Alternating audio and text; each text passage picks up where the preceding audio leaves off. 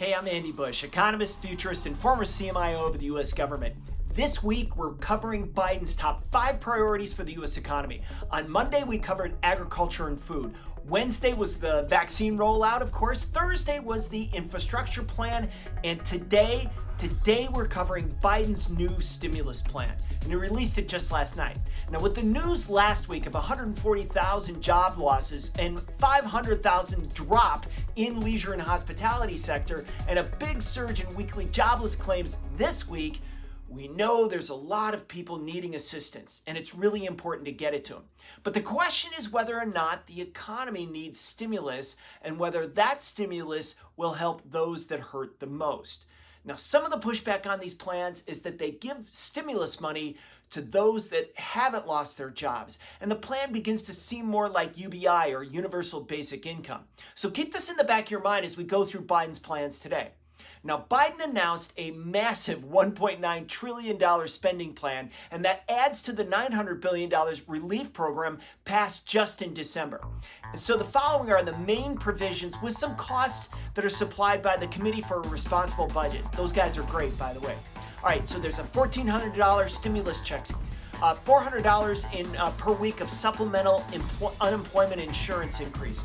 There's going to be a child tax credit. There's going to be a rent moratorium until September.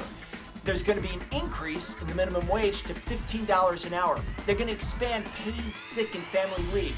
They're going to spend $440 billion to state and local governments, $170 for reopening K through 12 colleges or schools and colleges, $30 billion for disaster relief, $160 billion for a national vaccine program to ensure Biden's pledge of 100 million vaccine in the first 100 days happens.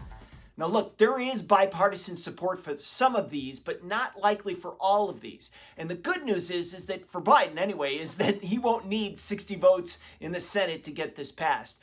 Under congressional tax and spending rules, when the House and the Senate pass different versions of a spending bill, they can reconcile the differences via majority votes in both houses. So no 60-vote filibuster rule. So Biden will get a chance to start trying to get it the first 60 votes for sure, but will likely revert to a reconciliation to get the rest done.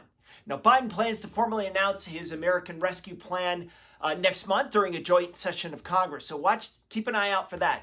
And if the vaccination program is successful, then Biden will increase the likelihood of a strong job growth and a strong economic recovery in the second half of 2021. So look for 5% GDP and maybe some of the strongest job growth in the past 30 years as pent-up demand drives spending.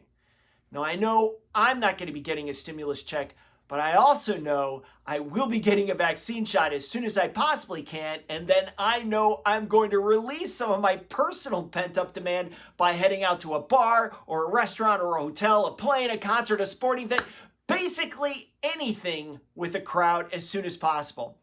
And I hope everyone else does the same thing. If you like these videos, click on the icon below to get more. If you want to get them every week, click on my picture to subscribe. Please share them with anyone you think would like them and would benefit from understanding the future of the economy. I'm Andy Bush.